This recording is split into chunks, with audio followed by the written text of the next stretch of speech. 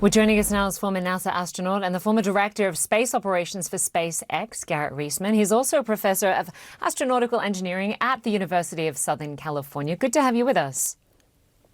Good to be with you, Linda. Thanks. So let's just start on what we just heard from the captain, who said the blame, he blames himself, essentially. He said, I should have asked more questions. I was commander of that spacecraft. What did you make of that response when he was asked who to blame for being stuck up in space? Yeah, I think that's kind of characteristic of astronauts and people in the military. I think it's great when the person in leadership blames themselves first and takes ownership and responsibility when things don't go exactly according to plan, instead of pointing the fingers at other people. It might sound a bit odd to people's ears to hear that because, frankly, we don't hear that often from our leaders these days. But I think that's kudos to them for taking that responsibility. Yeah, exactly. I mean, they spent almost 10 months on board the International Space Station, and it should have been about 8 days. They sounded pretty grateful to be home safely and also surprised by the level of interest. What was your main takeaway from listening to them? Yeah, they definitely. So I saw Suni day after she landed, just about 2 weeks ago, and told her, this is kind of a big deal down here, Yeah. and she was a little surprised. I don't think she knew a little bit, and as sure Butch did too, but I don't think the magnitude of it really got to them until they got back.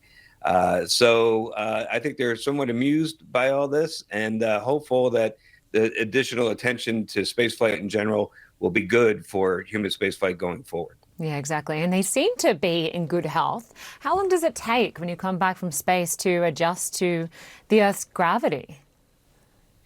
Well, it depends. It depends on the individual. It depends on how long they've been up there. But I could tell you, even like within a day of coming back, Sunny was doing great. And you see them today, they're talking about jogging and working out in the gym. It's amazing how quickly they're bouncing back. And I think we're getting really good at keeping people healthy for these types of stays, up to almost a year for or 9 months in this case. But we've had other astronauts up there for over a year, and bringing them back and getting them back on their feet based on effective countermeasures in flight and then really effective recuperation once they come home. And it was interesting, Garrett, that, they spoke about missing their families and, the expectations that they weren't going to be gone that long. But they did say that they would happily go back up, right?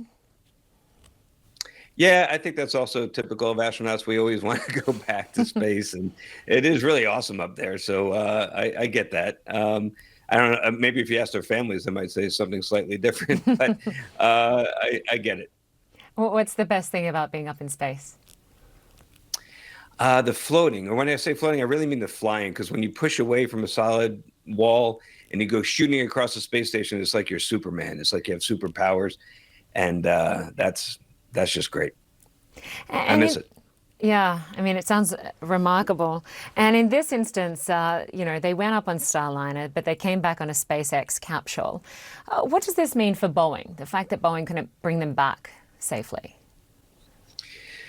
Yeah, Boeing really wanted to complete the mission and have a successful test flight, and Butch and Sonny wanted that to happen. All of us wanted that to happen. It didn't happen, so it's a bit of a disappointment, and they need to figure out what caused it to go wrong, and then they need to fix those things and fly again. But the thing is, we really need a second vehicle. NASA, the United States, we really need another way to get into space. We call it in the business dissimilar redundancy.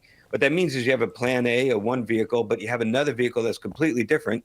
So if you have a problem with that plan A vehicle, you can resort to the plan B. And actually, this entire episode shows us just how important that is. And if you only have one option, you don't have these capabilities to do other things and replan if things don't go right. So we all want Boeing to succeed, and we want Starliner fixed and flying again as soon as possible. Yeah, he's hoping. Garrett Reisman, great to have you on the program. Thanks so much for your time. Happy to be here.